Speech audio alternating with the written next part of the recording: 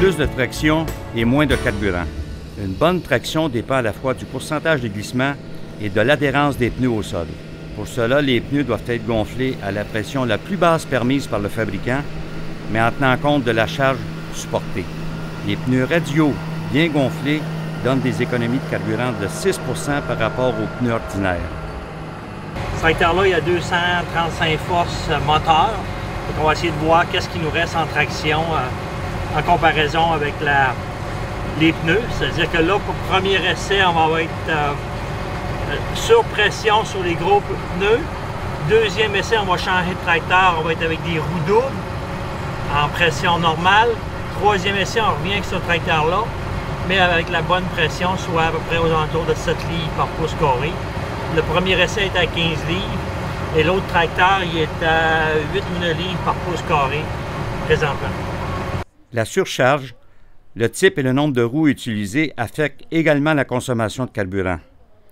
En effet, les pneus jumelés peuvent augmenter la consommation. Bien qu'ils accroissent la flottaison, cela peut s'avérer nuisible à condition de sol ferme et sec.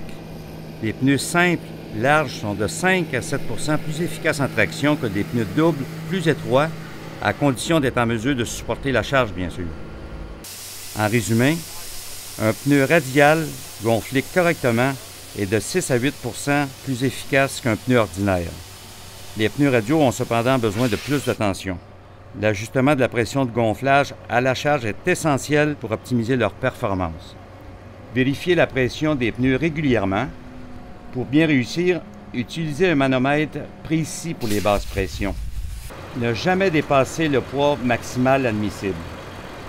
Consultez le manuel du propriétaire ou le guide du fabricant de pneus pour connaître les pressions et les charges recommandées.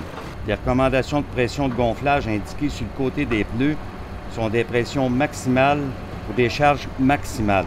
Utiliser ces pressions à des charges moindres peut porter atteinte aux pneus et nuire à la performance du tracteur. En terminant, n'oubliez jamais de toujours gonfler et ballaster les pneus sur un même essieu au même niveau.